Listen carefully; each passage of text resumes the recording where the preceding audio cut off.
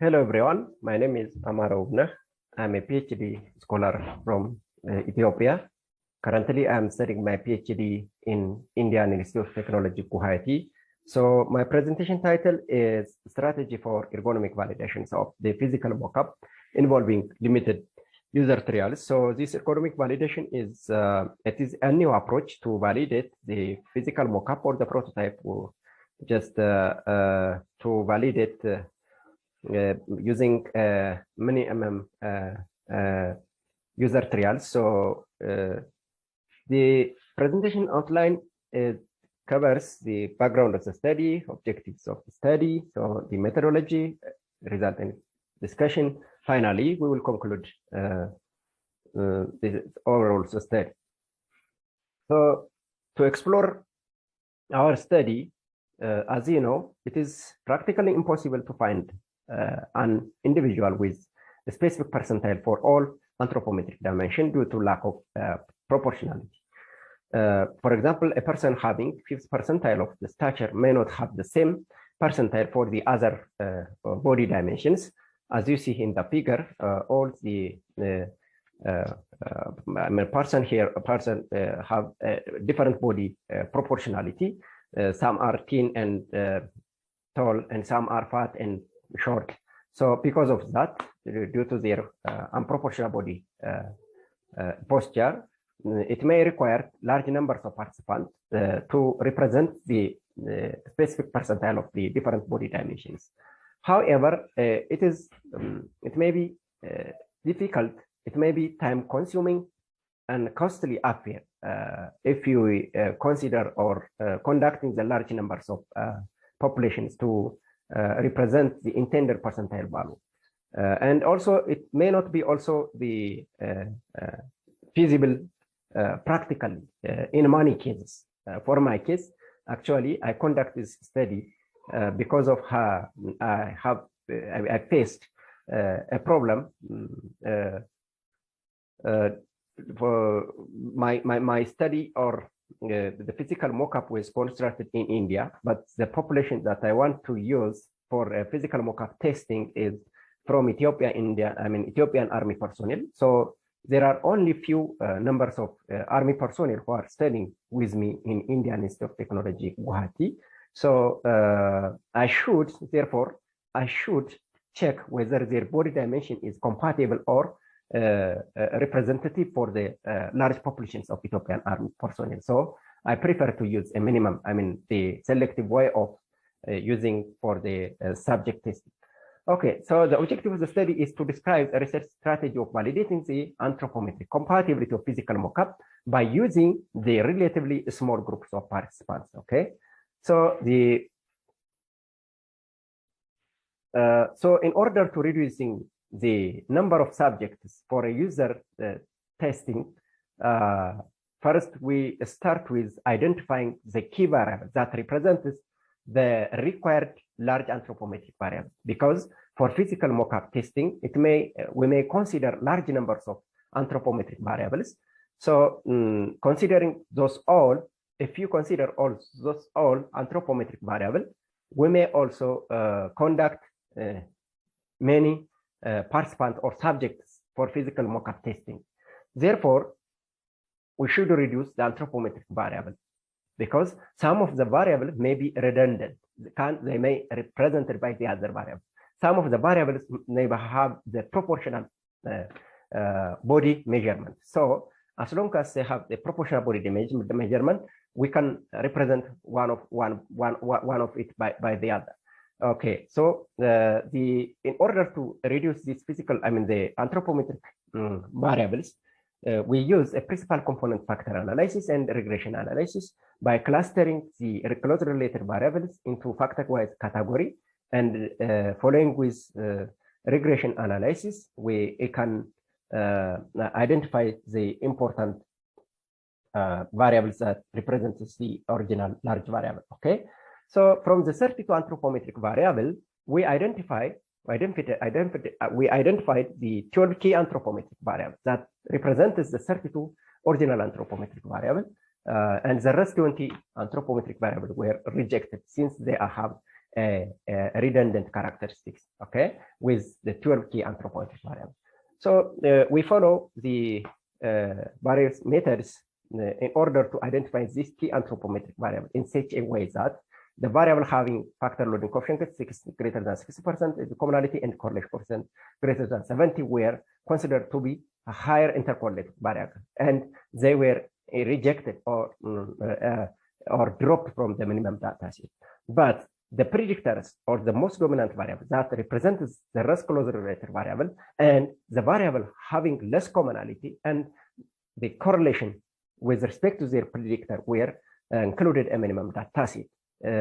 And the mass also considered in a minimum data set. So as you see here, all the 32 anthropometric variables were clustered into 6 factors. Okay, from 6 factors, we took 6 predictors. Okay, once you have these 6 predictors, we should also take the other variables having less communal variables. Since they cannot be represented by the other variable, we should also take cocktail height, cocktail length, because of having less communal coefficients, because it is their, the commonality is less than 70%, and mass also taken here. So total 9 variables were considered or identified from the principal component factor analysis, and the rest 3 variables here in correlation coefficient or regression analysis can be identified because of having less correlation coefficient. So therefore, foot breeds and hand breeds and as well as airborne state were considered to be in minimum data set because of having less correlation coefficient with their predictors.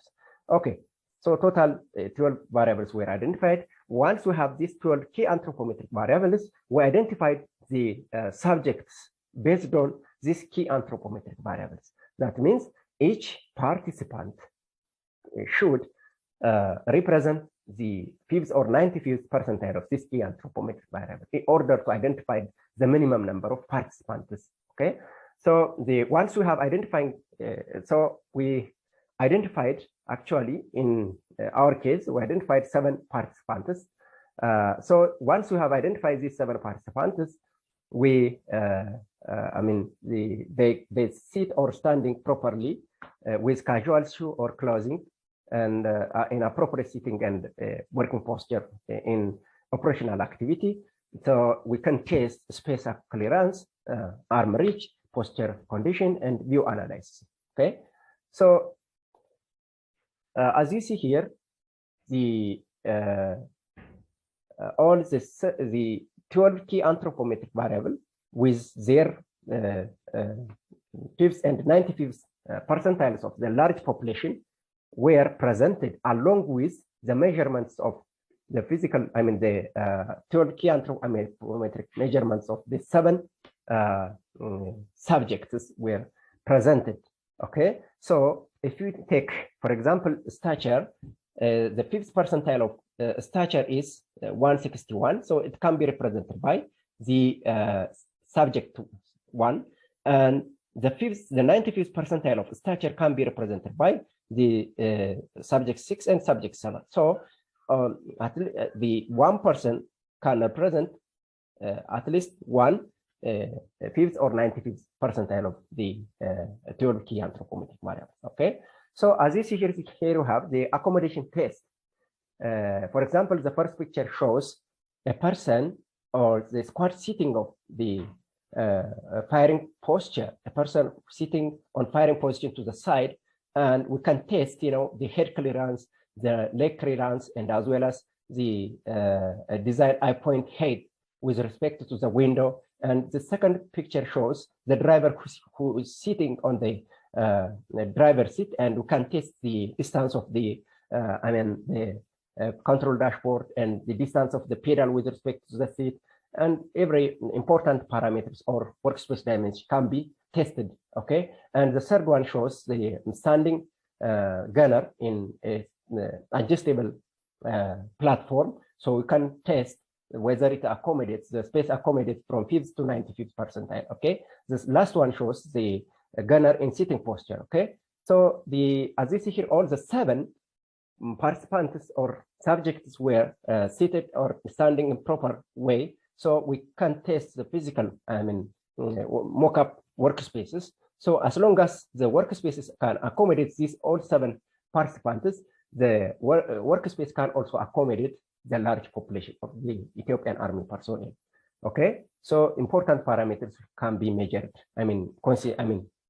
Can be tested. Okay, so to conclude our study, as demonstrated in the present study, limiters in the trial in the compound packaging of the physical mockup shall be used too because of the various issue and constraints. So it can be achieved by removing redundant variables from a minimum data set using the variable reduction tool, using the principal component factor analysis and regression analysis.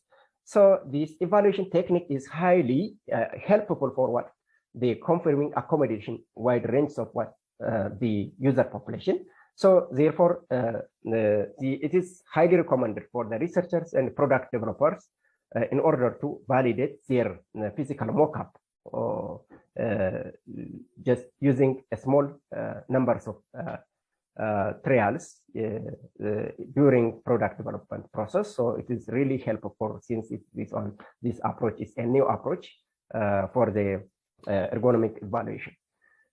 Thank you very much for your listening. So if you have any comment and question and suggestions, you can welcome. Thank you.